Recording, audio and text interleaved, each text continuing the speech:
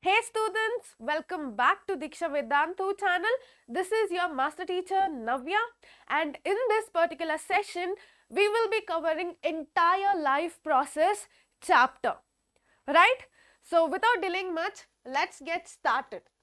Like I told you, in this particular session, first we'll understand what is life processes, and then we will start with the nutrition, wherein we will study about both autotrophic mode of nutrition as well as heterotrophic mode of nutrition, which is then followed by respiration in both plants as well as in animals, right?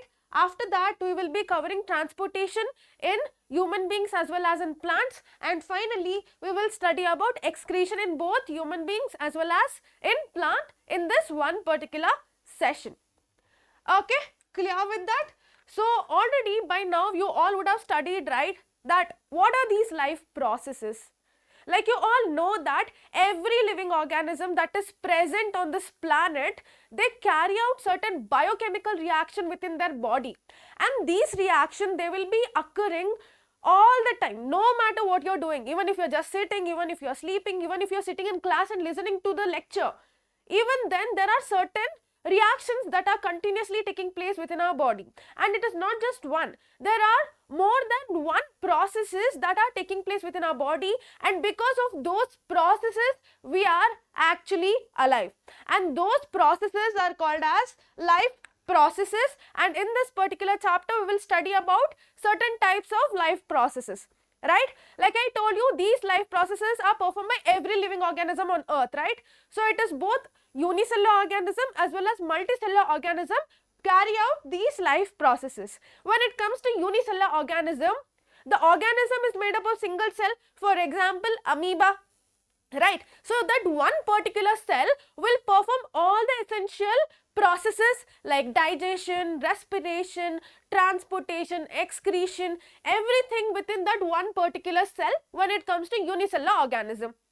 Whereas in case of multicellular organism, which are made up of millions of cells, right? For example, human being, they are made up of millions of cells, right? So here the cells, they combine together form tissue, tissue together forms organ, and there are so many organs within our body which are specialized to perform particular function, right? So in case of multicellular organisms, there are specialized organ to carry out particular function, right? But then both the unicellular as well as multicellular organism carry out these life processes, without which the life is impossible, right? Without these life processes we cannot lead a sustainable life. So they are that important, right? In this particular chapter we will be studying about nutrition, which is one of the important life process, and then we'll study about respiration, and then we'll see transportation as well as excretion in this one particular chapter, right? So now what do you mean by nutrition? What do you mean by nutrition? See, we eat food right?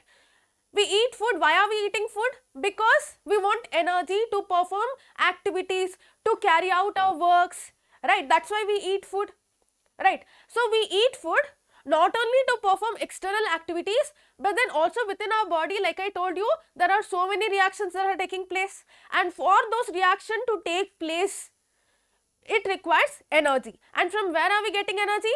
We eat food, which is an external source, and we derive energy from that external food. So now how do you define nutrition? Nutrition is nothing but, see, I told you we are eating food, and the way our body utilizes the energy, utilizes that food to derive energy, that utilization of the food is called as nutrition. See, nutrition is basically taking in of food which is an external source and its utilization by the body for, like I told you, various life processes, to carry out various biochemical reactions. That is nutrition. Okay, so now the nutrition, the mode of nutrition are of two types. One is autotrophic mode of nutrition, and then the second one is heterotrophic mode of nutrition. See here, I told you that every living organism performs life processes. Now for them to perform life processes, they require energy, right? So now if they want energy, how do they get energy from? Where are they getting energy? They eat food. From food they are deriving energy. So the way our body utilizes that food, that is called as nutrition, right? Okay, fine, you're clear with that. So now there are certain organisms, there are certain living organisms which can prepare their own food. Such organisms are called as autotrophs. Such organisms are called as autotrophs, and their mode of nutrition is called as autotrophic mode of nutrition. On the other hand, there are certain organisms which are dependent on another life form for their food. Such organisms are called as heterotrophs, and the mode of nutrition is called as heterotrophic mode of nutrition. Clear with that? So here the autotrophic mode of nutrition, the best example is green plants and certain bacteria. They prepare their own food. Why? Because they have a pigment which is called as chlorophyll pigment, and it is because of the presence of that chlorophyll pigment these organisms are able to perform photosynthesis, which is a process that helps in generating their food. Okay, whereas on the other hand, the heterotrophs, they are further divided into three types. We will study about each one of them. Okay, first we will start with autotrophic mode of nutrition. Like I told you, the plants and certain bacteria, blue-green algae, they prepare their own food through a process that is called as photosynthesis. Right, now let's see what is photosynthesis. What are all the steps that are involved in photosynthesis, right? See, like I told you, the photosynthesis, it is a process by which the green plants prepare their own food. How? By using certain inorganic compounds like carbon dioxide, water, and also in the presence of sunlight and chlorophyll pigment, they prepare food, and then along with the glucose, oxygen is released as a byproduct, and that is released into the environment. Okay, and during this process, the solar energy is converted into chemical energy, and then the carbohydrate is formed.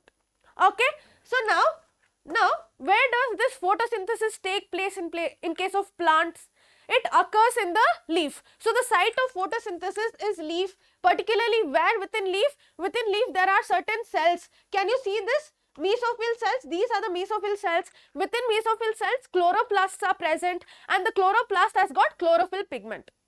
Therefore, the photosynthesis occurs in the leaf, that too within the chloroplast. Okay, clear with that? That's why it occurs in leaf. Leaf has got large amount of chlorophyll pigment. Okay, so the site of photosynthesis is leaf. Okay, fine. Now, what are the raw material for photosynthesis? Like I told you, one is sunlight, and then the carbon dioxide. The carbon dioxide is present in our external environment, right? How is it getting into the plant? See, in the leaf, there are stomata that are present on the epidermis of the leaf, right? So here the carbon dioxide, it diffuses into the leaf through stomata, right? Stomata, it plays very important role in gaseous exchange and also in transpiration. As we go further, I'll explain you what is transpiration. Okay, so the carbon dioxide enters into the plant. How? It diffuses into the plant through stomata, and the stomata is present on the epidermis of the leaf. Can you see in this image? There are small tiny opening. This is the surface of the leaf, and there are tiny opening, right? It is through these openings the carbon dioxide diffuses into the leaf. Okay, and then the photosynthesis, it also requires, one of the important raw material is water. How are plant getting water? It is from the soil. The root absorbs water as well as minerals, right? And then comes the chlorophyll pigment. Like I told you, the chlorophyll pigment is present in the chloroplast, and the chloroplast is present within the mesophyll cells that are dominantly present in the leaf, right? What is the role of chlorophyll pigment? The chlorophyll pigment, it has the capacity to capture the solar energy and make it available to the photosynthesis to occur. That's how the chlorophyll pigment is playing important role. So these are the raw material that is required for photosynthesis. Okay, so now let's look on to the steps that are involved in photosynthesis. So now we understood what is photosynthesis, what is the role that is played by photosynthesis in plant, right? And then we saw the site of photosynthesis. We understood the raw materials that are needed for the photosynthesis. Okay, fine. Now let's focus on the steps that are involved in photosynthesis. There are three important steps. The first step is absorption of light energy by the chlorophyll pigment, right? And the second step is the light energy is converted into chemical energy, and then this chemical energy, it helps in splitting up of water molecule. It helps in splitting up of water molecule. Okay, it helps in splitting up of water molecule, right? And then that the H plus that is released, and then the H plus that is released after splitting up a water molecule, that hydrogen will reduce. The third step is that hydrogen which is released during the splitting up of water molecule, that hydrogen, it reduces the carbon dioxide into carbohydrate. Okay, and then over here the oxygen is also released as a byproduct. So these are the three important steps that takes place in photosynthesis. Okay, clear with that? And you will also have to mention this chemical equation. Okay, so like you can see, 6 molecules of carbon dioxide plus 12 molecule of water, you get C6H12O6 glucose, along with that 6 oxygen, and then comes the water molecule H2O. Okay, so this is the chemical equation representing photosynthesis. Okay, fine. And then during photosynthesis, the plant, they generate their food, right? It is in the form of, it is glucose, which is a type of carbohydrate, right? In case if the plant prepares excess glucose, then that excess glucose is stored in the form of starch. Again, when the plant requires energy, that time the starch will be converted into glucose, and then the energy is derived from that glucose. And then again, if there is excess glucose, that will be stored in the form of starch. Okay, clear with that? And then what are the significance of photosynthesis? See, it is actually through photosynthesis, the plant is able to capture that solar energy, and then that solar energy is made available to the other life form on our planet. Okay, and then green plants are the main producer of food. They are the main producer of the food, and then photosynthesis, it also helps in balancing the carbon dioxide and oxygen in our environment. Okay, so this is all about photosynthesis. Like I told you, the autotrophs, they prepare their own food through a process that is called as photosynthesis. So now we finished about the photosynthesis. That is, what is photosynthesis, what are the steps that are involved, right, what are all the raw materials and its significance. Done with autotrophic mode of nutrition. Now moving on to heterotrophic mode of nutrition. Like I told you, here the organism is dependent on another life form for their food. Okay, such organisms, they are called as heterotrophs, and the mode of nutrition is called as heterotrophic mode of nutrition. Okay, again in heterotrophic mode of nutrition, there are, again it is classified into 3 types. One is holozoic mode of nutrition, and then the parasitic mode of nutrition, and the third one is saprophytic mode of nutrition. Okay, here in case of holozoic mode of nutrition, here what happens is that the organism, it will first ingest the food. It will first ingest the food, and after consuming that food, once the food enters into body, then the digestion happens. The digestion process takes place after the food enters into the body. Such organism, they are called, that mode of nutrition is called as holozoic mode of nutrition. Okay, whereas when it comes to parasite, here what is happening, there are certain microorganisms, they derive their nutrients from the living host, living organism. Either they live on that host, or else they might infect the host, and then they derive nutrients from the host body. Okay, they infect the host. Such organisms are called as parasite, and that mode of nutrition is called as parasitic mode of nutrition. And then the third one is saprophytic mode of nutrition. Here the organism, it derives its nutrients from the dead and decayed organism.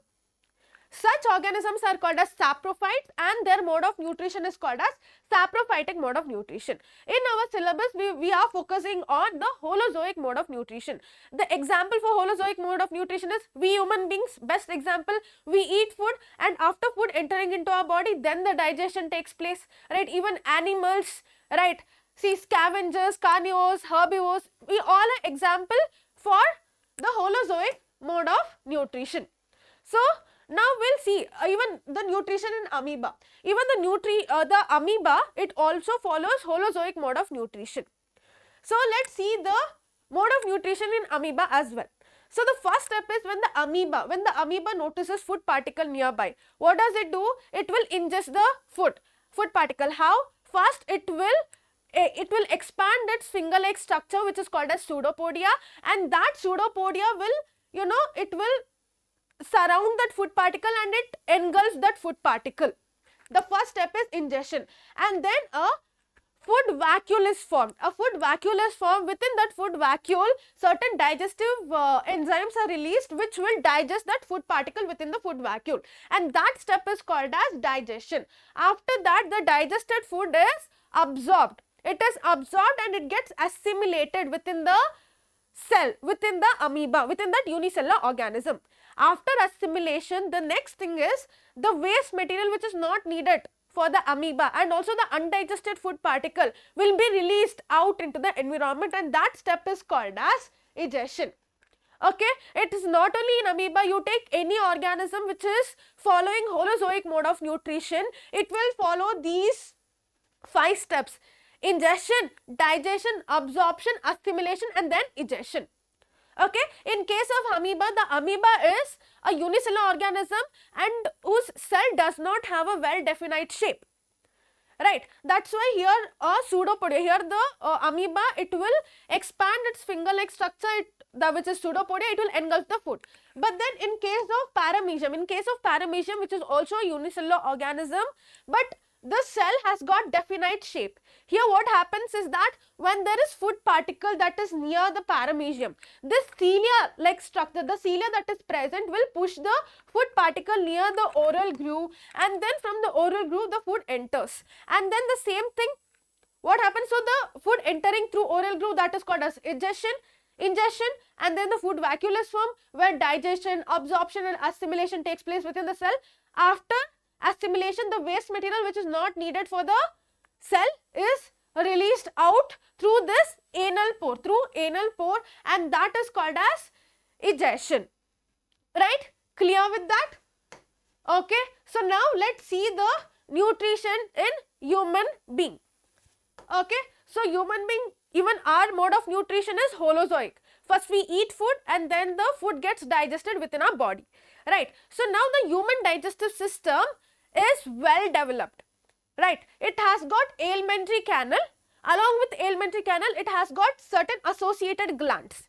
Okay, so the alimentary canal is that long hollow tube which starts from the mouth and it ends with the anus. The mouth cavity is also called as buccal cavity, right? So it is a long hollow tube and that is divided into several compartments. That is, this entire long hollow tube is divided into certain compartments, and when the food passes through these compartments, the food gets digested. Okay, along with this alimentary canal, there are certain glands that are associated with this alimentary canal. Like you can see over here, there is liver, pancreas, and again within stomach there is gastric gland. Even in intestine there are intestinal gland, and even in the buccal cavity there is salivary gland. What is the function of these glands? These glands, it will release enzyme.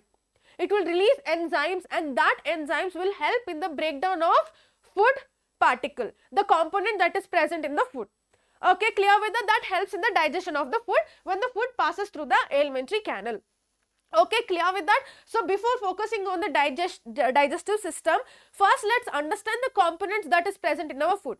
See, our food has got major components and minor components. Major components are carbohydrate, fats and protein, whereas minor components are vitamins and minerals. Our main focus is major components. So now, like I told you, the major components are carbohydrate, proteins and fats, right? So now these major components, their structure is very complex. Their structure is very complex that our body, it cannot derive energy from those complex structure. That's why those complex structure has to be broken down into the simplest form. Okay, that breaking down of complex structure into simplest form, that is called as digestion. So only after the digestion, our body can derive energy from the digested food. Okay, that's why digestion is taking place.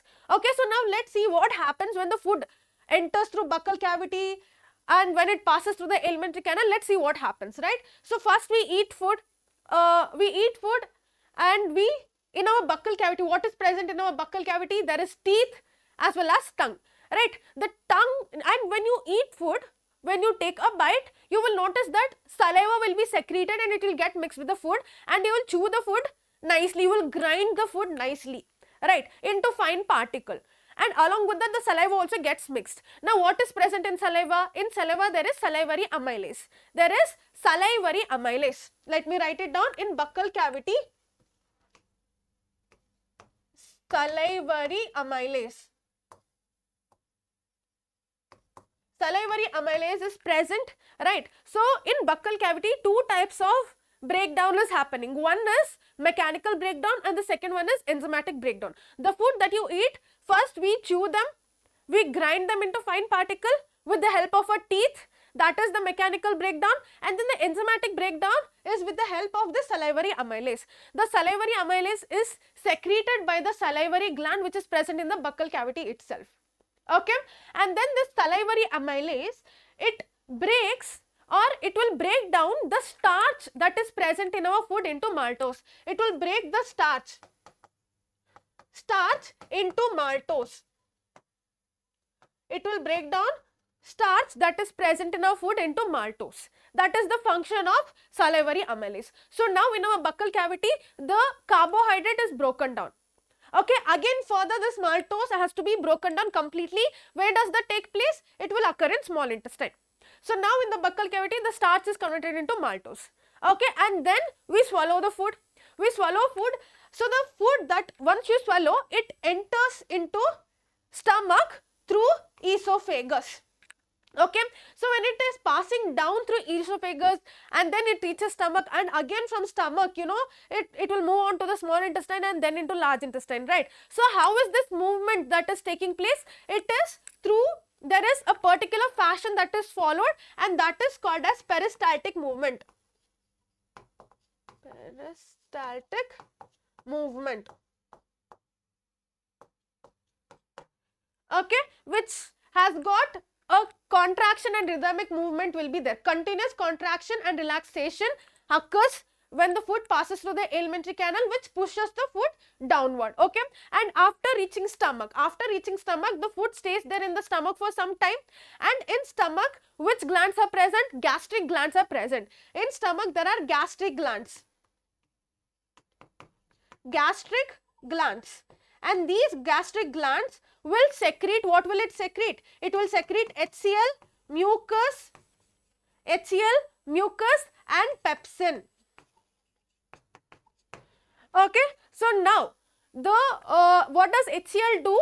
Now in case if there is microorganism that is present in a food particle, then this hydrochloric acid will kill those microorganism that is present in the food particle, and along with that the hydrochloric acid will activate the pepsin enzyme. Okay, the pepsin is in inactive form. It requires acidic environment for its activation, which is done by hydrochloric acid. So the hydrochloric acid activates the pepsin enzyme. Pepsin is a protein digestive enzyme. Once it gets activated, then the pepsin will break down the protein into peptides or peptones. Okay, the protein will be broken down into peptides or peptones. Clear? And what is the function of mucus? The mucus is also secreted by gastric gland to protect the inner lining of the inner walls of the stomach by the action of hydrochloric acid. Okay, clear with that? And then what happens? Now the food, now which is acidic in nature, it enters into small intestine. When it is entering into small intestine, that time the liver it secretes. Liver is also a digestive gland, right? It is also a gland which secretes bile juice. It secretes bile juice, and that bile juice is stored in gallbladder for some time, and when the food is entering into small intestine, it will have to pass through duodenum. That time the bile juice gets mixed with the food. Okay, what is the function of bile juice? The bile juice, it converts the acidic nature of the food into alkaline. Okay, along with that, the bile juice, it also emulsifies the fat globules. See, till now there was, see, partial digestion of carbohydrate took place in the buccal cavity, and then partial digestion of the protein also took place in the stomach, right? Now still the fat is not digested. Why? Because the fat has got larger globules, and if it is very large, the globules are so large that even the enzymes cannot act upon those large globules. Therefore, those larger globules has to be broken down into smaller globules. Only then the enzyme can act upon smaller globules, right? So therefore the bile juice, it gets mixed with the food, it converts the acidic nature of the food into alkaline, and along with that it also breaks that large fat globule into small fat globule, and that process is called as emulsification. Then after emulsified fat reaches the intestine, small intestine, over there the complete digestion occurs. And along with that, when the food is entering into the small intestine, you can see over here there is pancreas, right? The pancreas also secretes pancreatic juice. It also secretes pancreatic juice, and the pancreatic juice has got trypsin, lipase and amylase. Okay, so these three enzymes. So here when the food is entering from the stomach into small intestine, that time the bile juice as well as pancreatic juice gets mixed with the food. Okay, I explained you the function of bile juice. Now what is the function of the pancreatic juice? It has got trypsin, lipase as well as amylase. So the trypsin will break down the protein, lipase will break down the fat, and then amylase will break down the carbohydrate. So in the small intestine, along with the intestinal juice, what happens is that the complete breakdown of food components occurs in the small intestine. Okay, after complete breakdown, after complete digestion of food, then what happens? The absorption also takes place in small intestine itself. Why?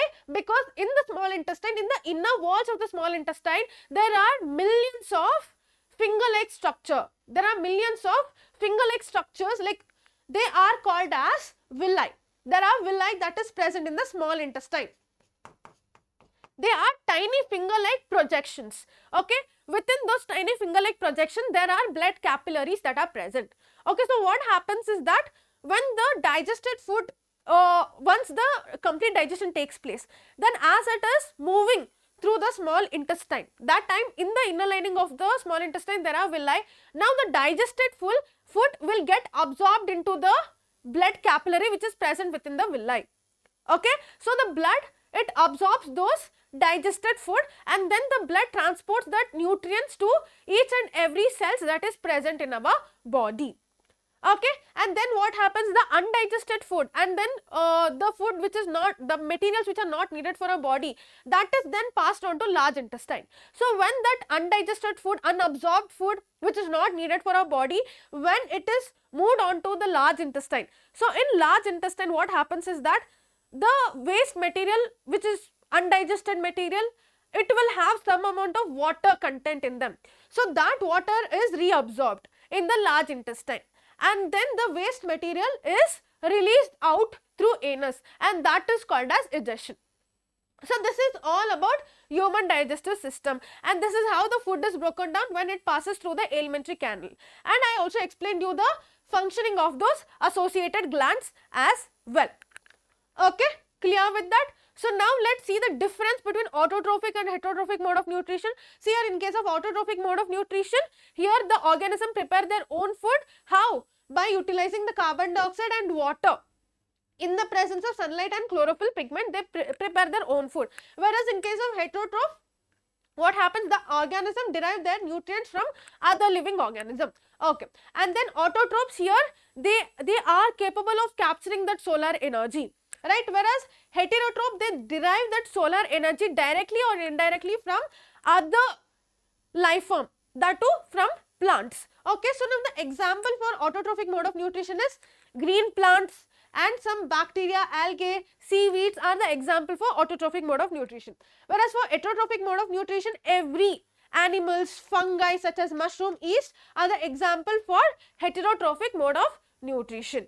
Okay, so that was all about the nutrition. We have completed the autotrophic mode of nutrition as well as heterotrophic mode of nutrition. So now I told you the food is digested. Now the food is completely digested and it is even absorbed into the blood capillaries. So now the blood will circulate those nutrients to each and every cells that are present in our body.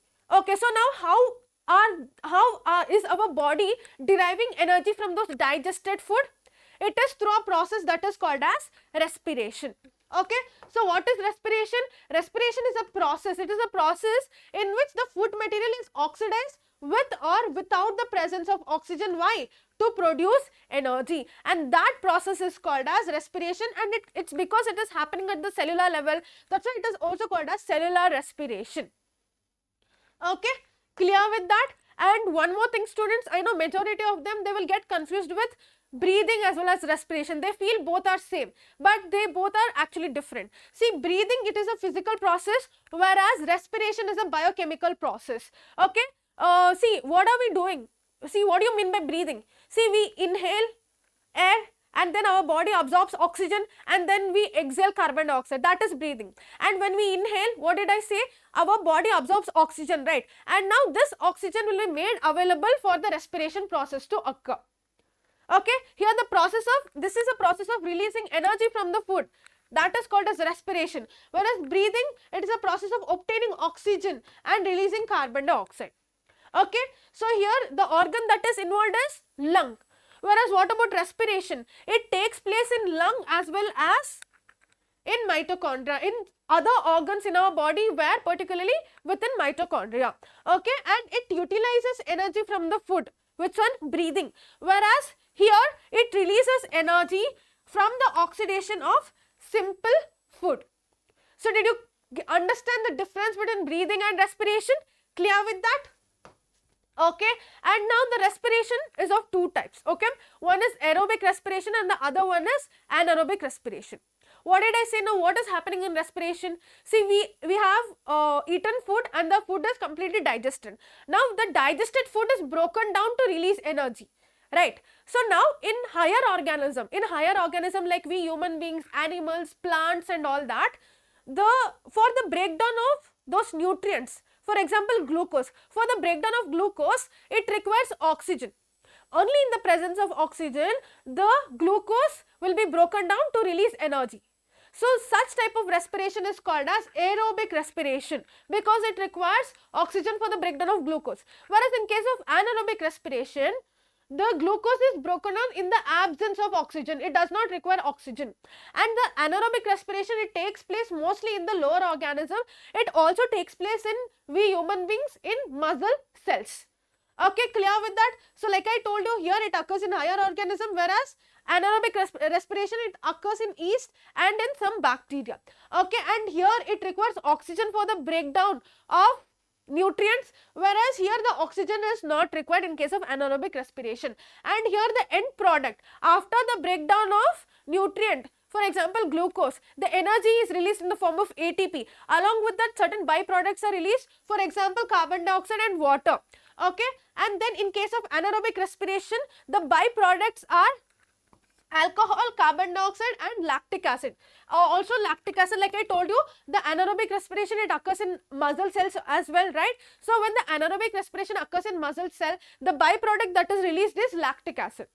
Okay, and then here the ATP that is generated through anaerobic respiration is huge when you compare with anaerobic respiration. So here the number of ATP that is released is 36 ATP molecule, whereas in case of anaerobic is only 2. And here students, it varies between 36 to 38. Okay, it occurs where, what is the location, where does this aerobic respiration occur? It occurs in the cytoplasm and the mitochondria, whereas in case of anaerobic respiration, it occurs only in the cytoplasm. Okay, clear with that? So like I told you, the aerobic respiration, it occurs in higher organism, whereas anaerobic respiration, it occurs in the lower organisms like microorganisms, unicellular as well as certain multicellular as well. Okay, and also like I told you, anaerobic respiration, it occurs in we human being also, where in muscle cell. Okay, so now let's see the steps that are involved in respiration. See, always in both aerobic and anaerobic respiration, the first step is common. The first step is glycolysis. Glycolysis is nothing but the breakdown of glucose molecule.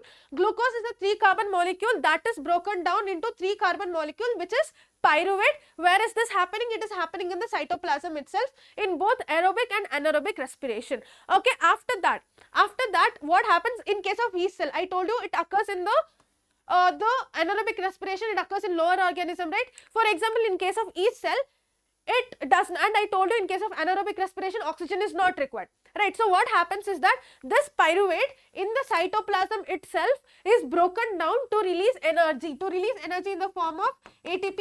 And how many molecules of ATP is released? It is 2 molecules. Along with that, ethanol and carbon dioxide is also released. It's because the ethanol is released as a byproduct. This anaerobic respiration is also called as alcoholic fermentation.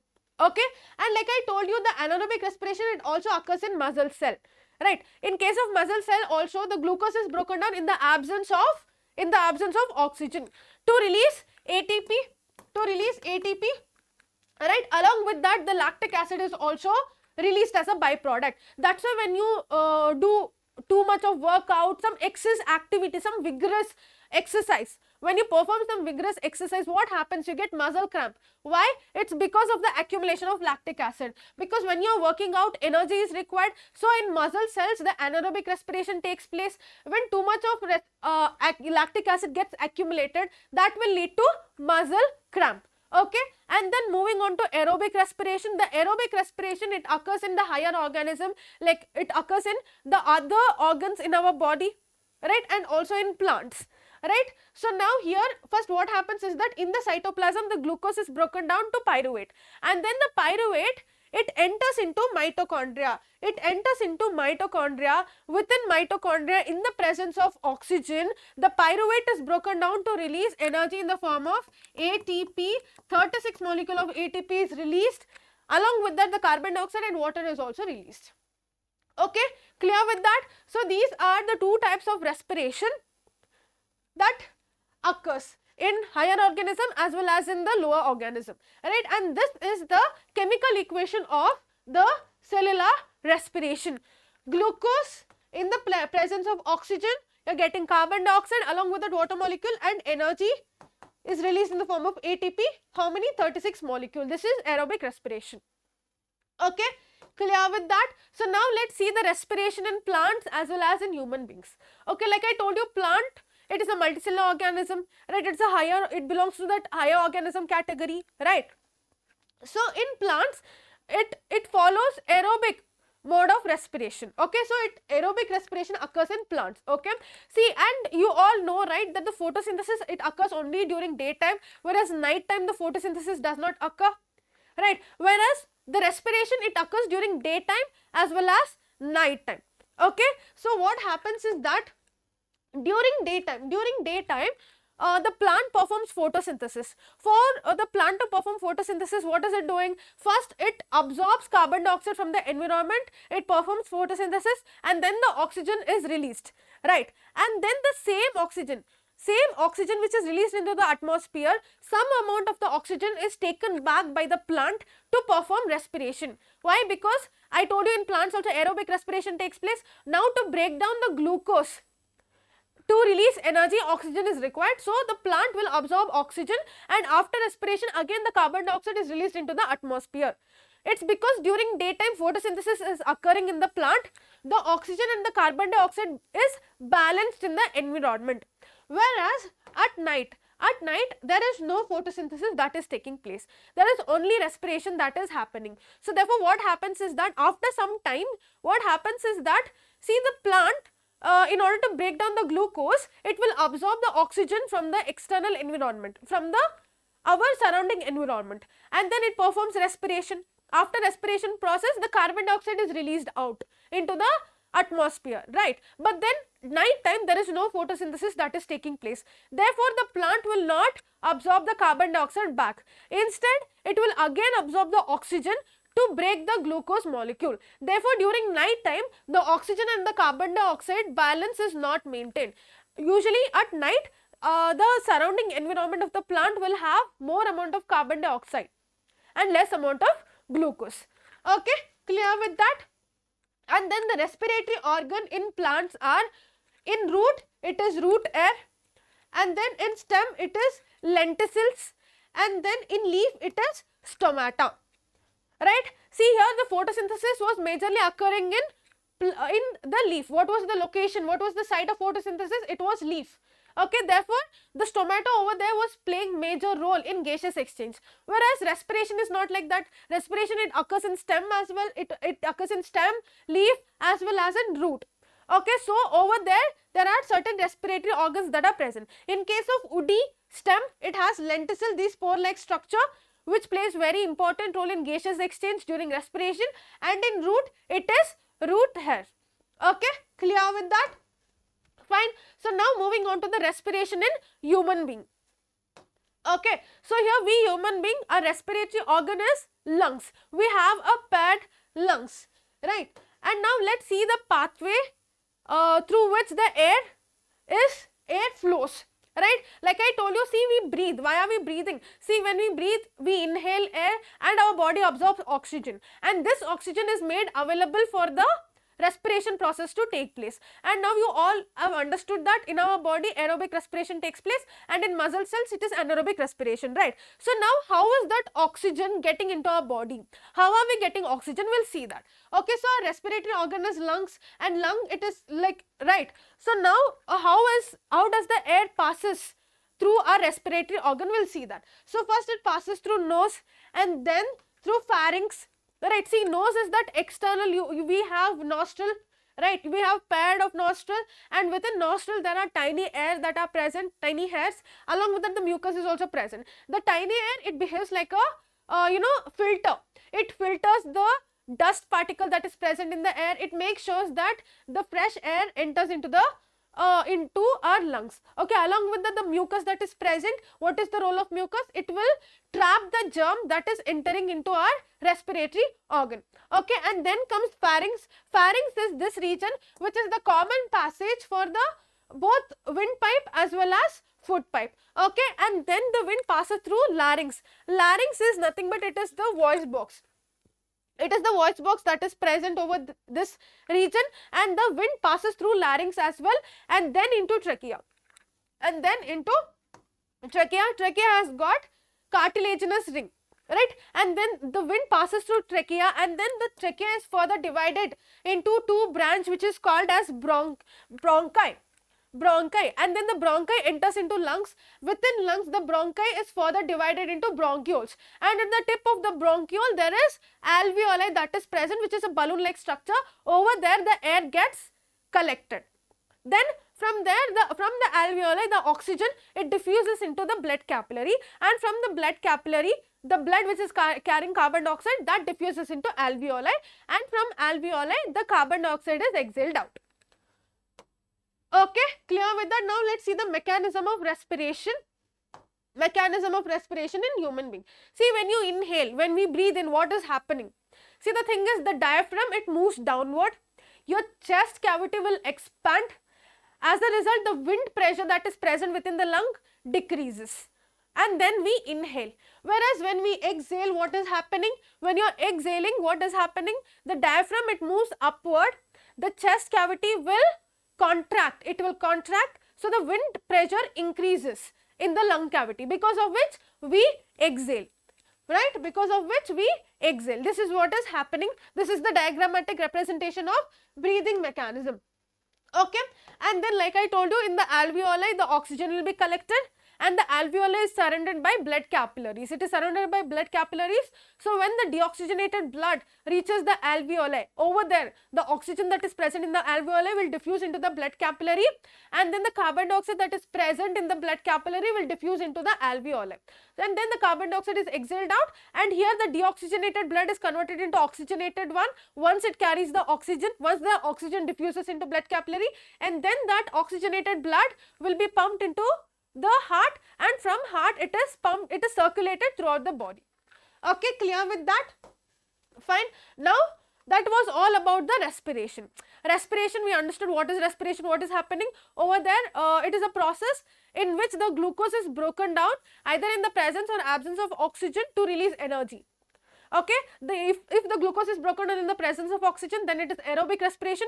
In case if it is broken down in the absence of oxygen, then it is anaerobic respiration. Aerobic respiration occurs in higher organism, anaerobic respiration occurs in lower organism. And then we saw the respiration in plant as well.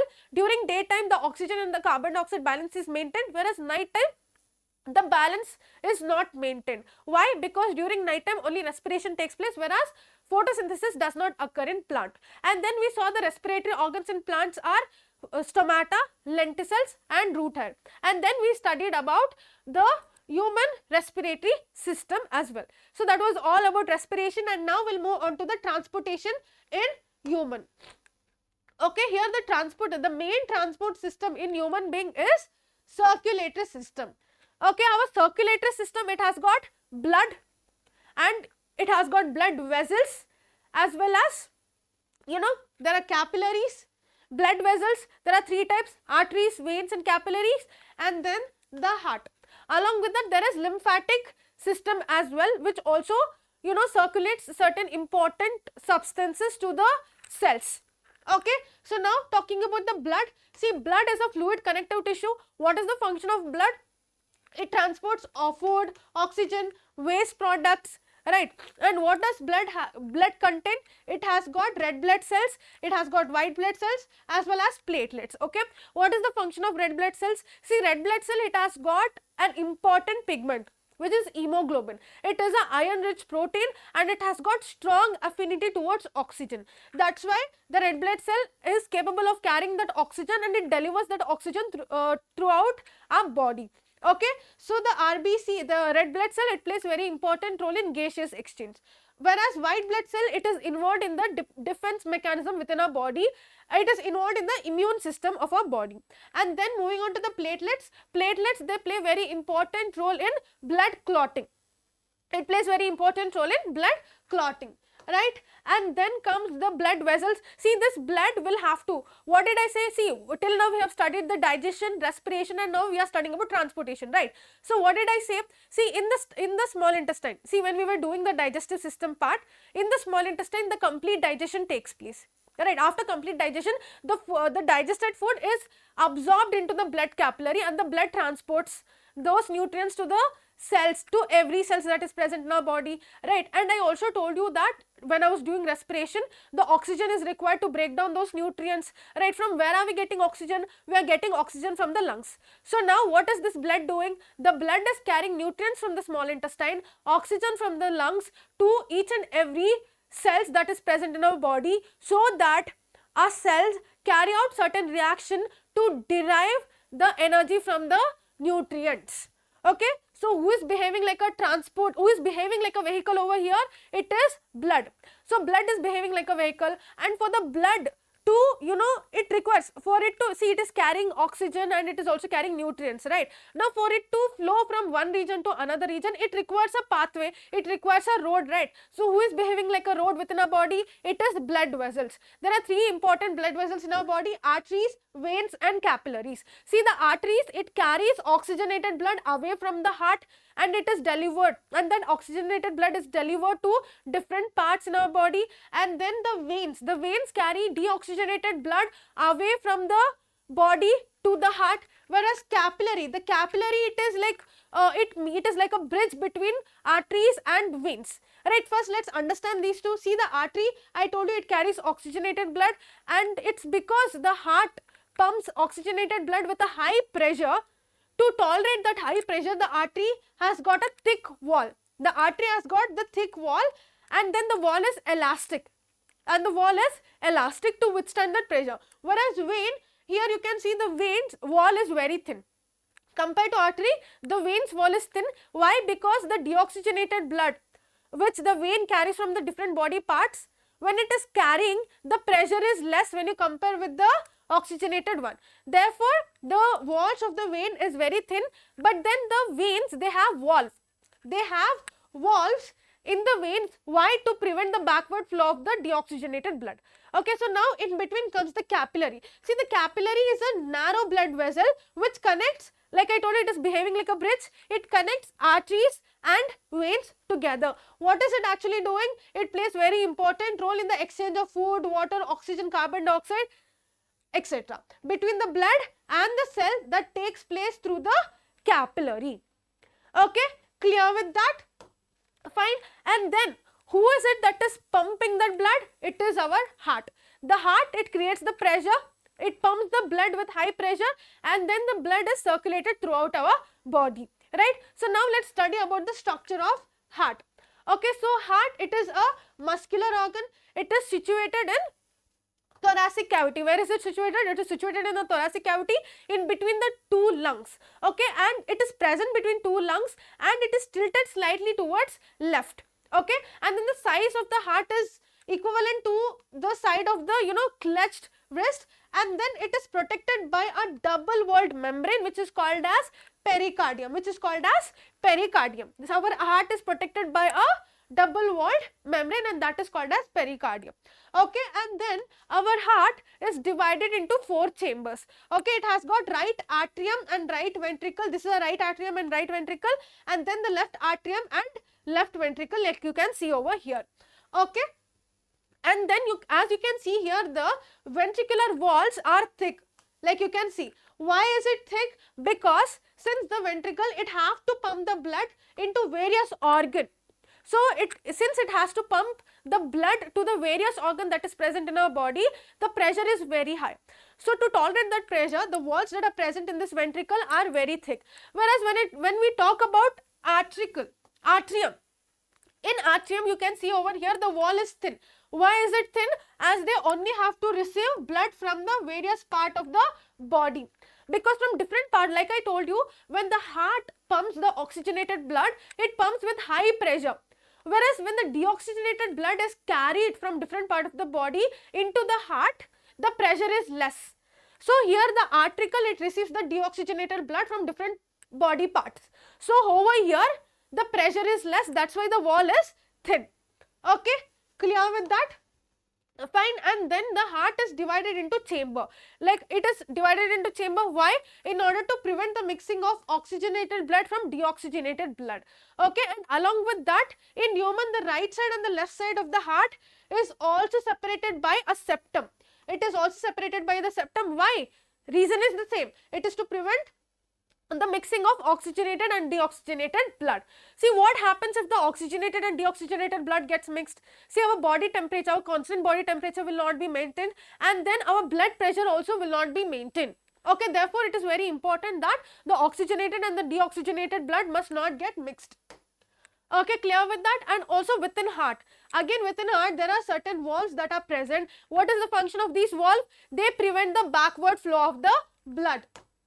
Okay, so there are certain valves that are present within heart which you must be aware of. Okay, so there is a valve that is present. What is this? This is left atrium, left ventricle, this is right atrium and right ventricle. The valve that is present between the left atrial and the left ventricle, that is called as mitral valve. And then the valve that is present between the left atrium and the aorta, that is called as aortic valve. Okay, and then the valve that is present between right atrium and the right ventricle, this valve is called as tricuspid valve.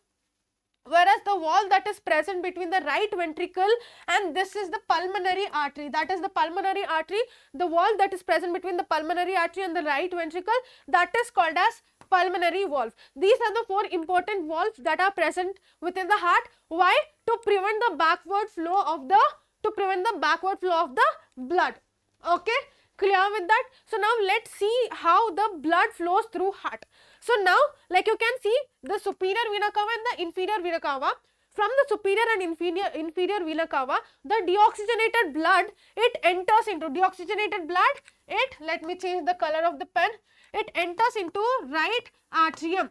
So inferior vena cava, it is receiving the deoxygenated blood from the lower part of the body, whereas superior vena cava, it is receiving the deoxygenated blood from the upper part of the body, and then it enters into right atrium. And then what happens? There is right ventricle that is present over here. Now the deoxygenated blood is received by right atrium, right? Then the right atrium contracts.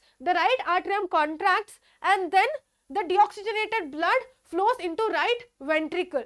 And when the right atrium contracts, which valve is present between right atrium and ventricle? It is tricuspid valve. This tricuspid valve will open, and then the right ventricle, which is relaxed, will receive the deoxygenated blood. And then what happens? From the right ventricle, the deoxygenated blood, it is pumped to lungs. Through pulmonary This is pulmonary artery. Through pulmonary artery it goes to lungs, right? And then what happens at lungs? Like I told you, over there the oxygenated blood, deoxygenated blood is converted into oxygenated blood, and once it is converted into oxygenated blood, then what happens? The pulmonary vein, you can see it carries oxygenated blood from lungs, oxygenated blood from the lungs, and then it enters into left atrium. And then once the left atrium contracts, here the left ventricle will relax. When the left ventricle relax, what happens? The oxygenated blood will enter left ventricle, and which is that wall that is present between left atrium and left ventricle? It is bicuspid wall, which is also called as mitral wall, right? And then what happens? Now the left ventricle has the oxygenated blood, and then the oxygenated blood from the left ventricle, it is passed through aorta. It is pumped to different parts of the body. First it enters into aorta. From aorta the atrium carries that oxygenated blood to the different parts of the body. So now the valve that is present between the aorta and the left ventricle is aortic semilunar valve. Okay, so this is all about the flow of blood within heart. Okay, and then like you all know, here the human circulatory system is also, it is double circulatory system. It is here the human circulatory system is double circulatory system. Why? Because the blood flows through heart twice, once as the oxygenated one and the second time as a deoxygenated one. That is the reason it is called as double circulatory system. It involves two pathways. It involves two important pathways. The first one is systemic circulation and the second one is pulmonary circulation. The systemic circulation, it occurs between the heart and different parts of the body.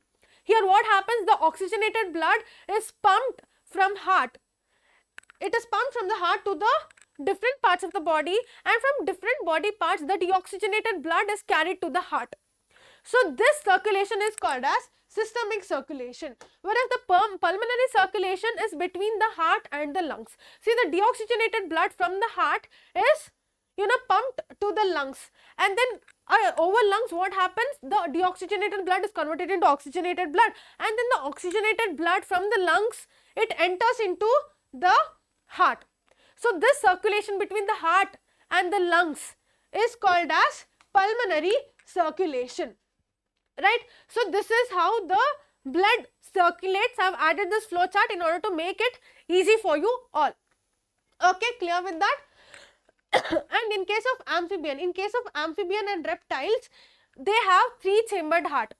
So here the oxygenated and the deoxygenated blood, it will get mixed, and they can tolerate that. That's the reason why the body temperature of these amphibian and reptiles, it depends on the environment. But only one exceptional case is that, see, if all reptiles, they have three-chambered heart, but only crocodile has got four-chambered heart.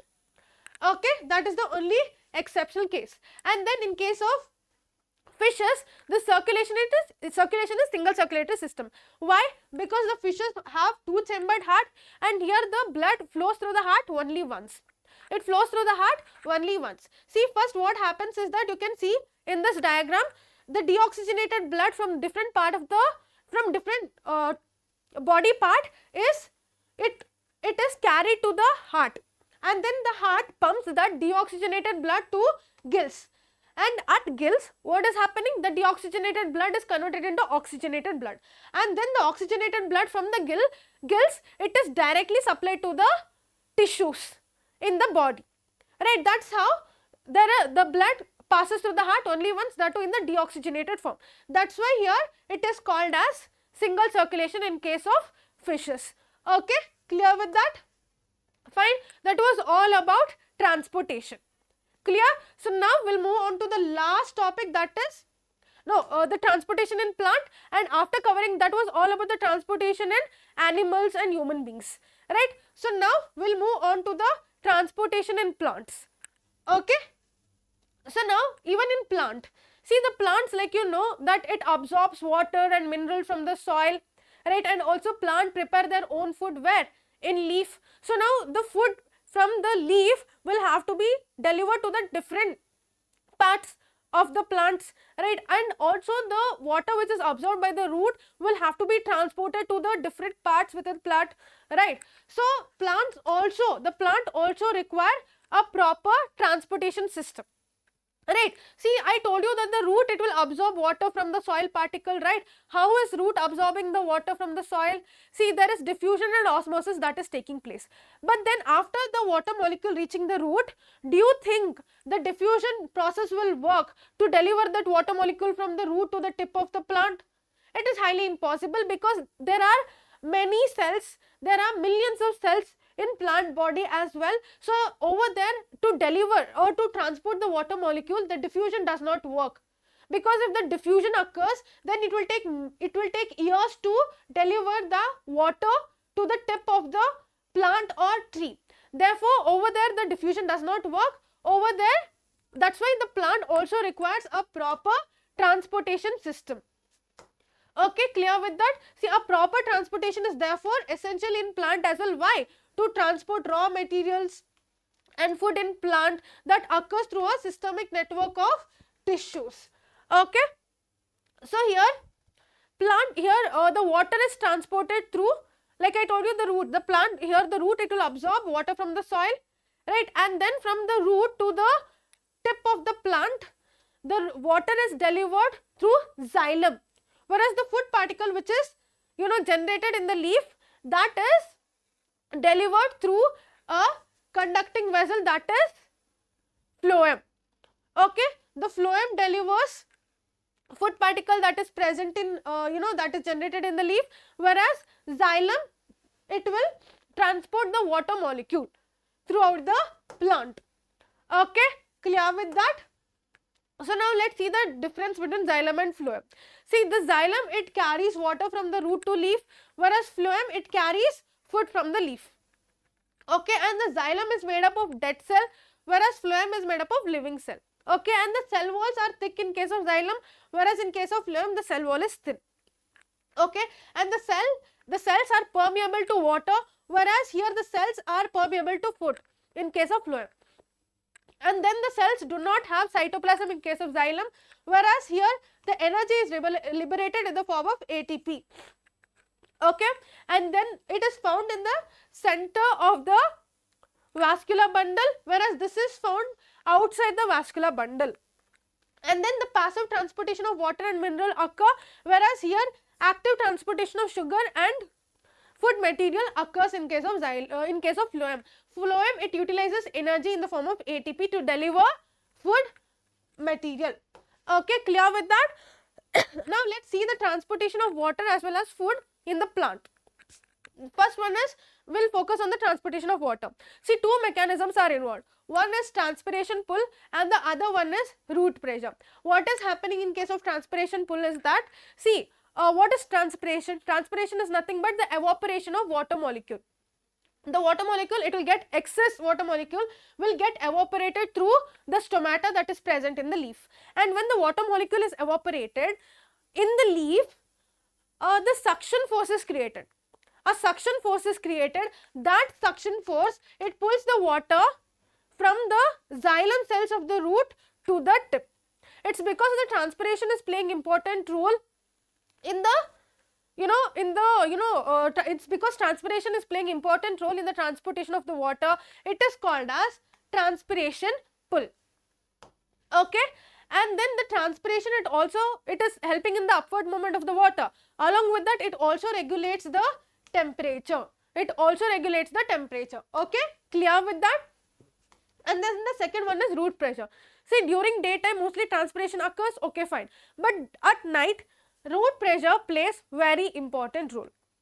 Okay, so the water is continuously absorbed by the root. Okay, and this steady movement of the water into the root xylem creates a column of water that is steadily pushed upward. And it's because the pressure is created inside the root cell and which is causing the pushing water up. This pressure is called as root pressure. Okay, clear with that? Fine. And then the translocation, let's see how the food material is being transported within plant body.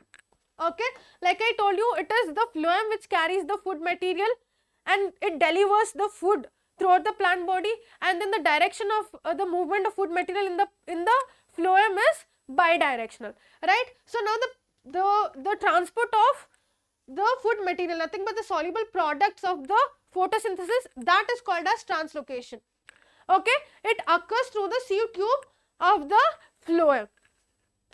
Okay, so here the phloem tissue, it transports sugar. Along with sugar, it also transports certain important elements like amino acids, other organic substances as well, in both the direction, upward as well as downward. Why? To fulfill the requirements of all the parts of the plant. Okay, and here for the transportation, the phloem, it utilizes ATP. Energy is utilized for the transportation of the food, whereas for the transportation of the water, the energy is not utilized. That's why over there it is passive transportation, over here it is active.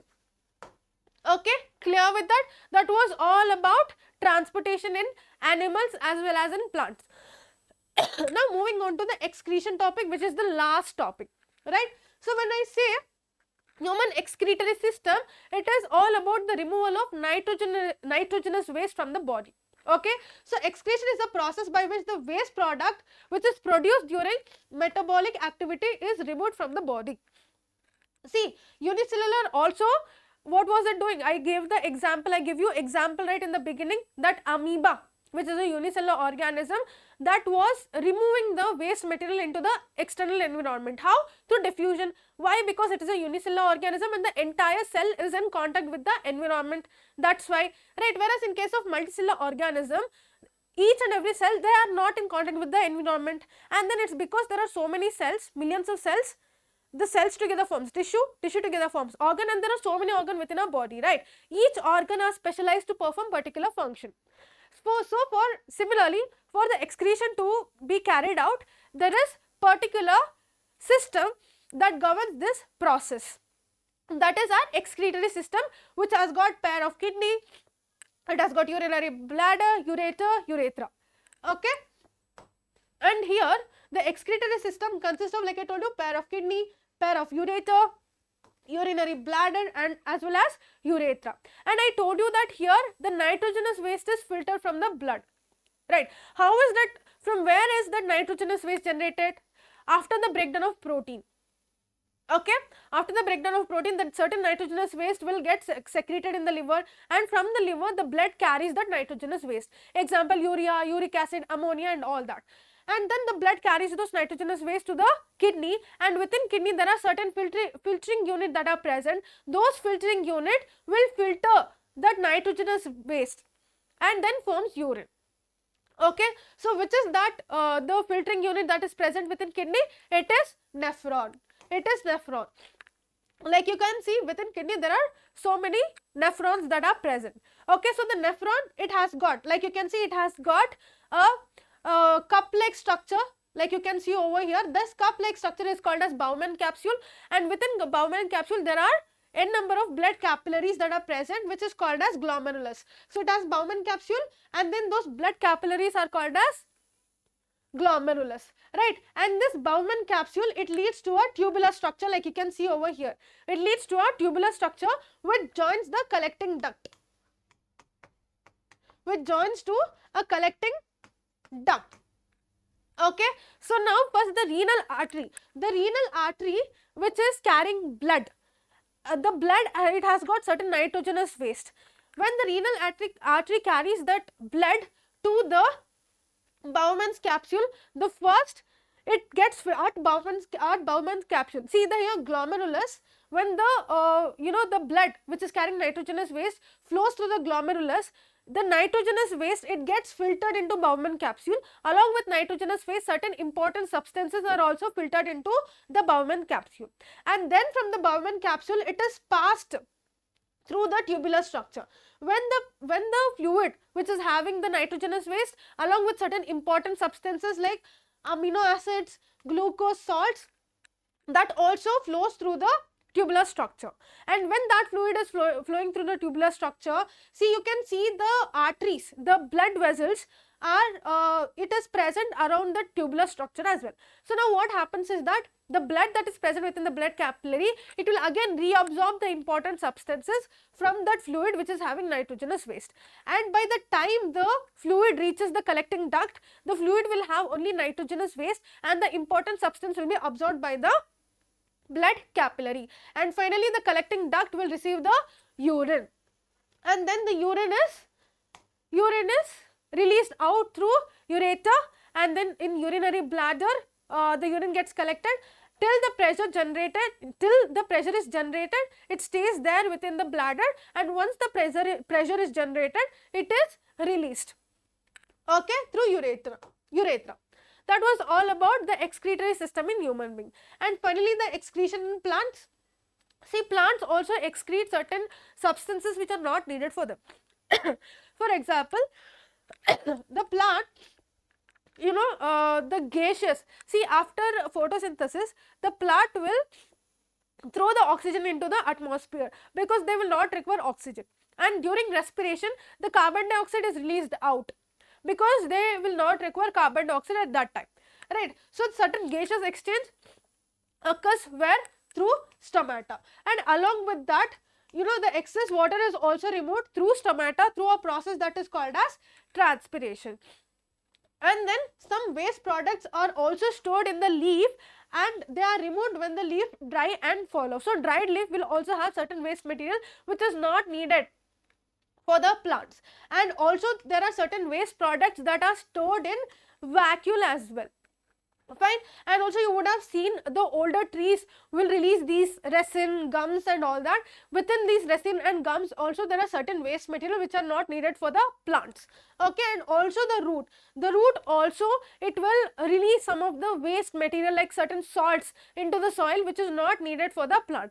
This is how the plant also excretes some of the waste material. Okay students, clear with that? So that was all about the life process chapter. I have summarized this entire chapter in this one particular video. This was the summary of entire life process chapter. In case if you have any doubts, you can comment in the comment section. Okay, so thank you all and have a great day.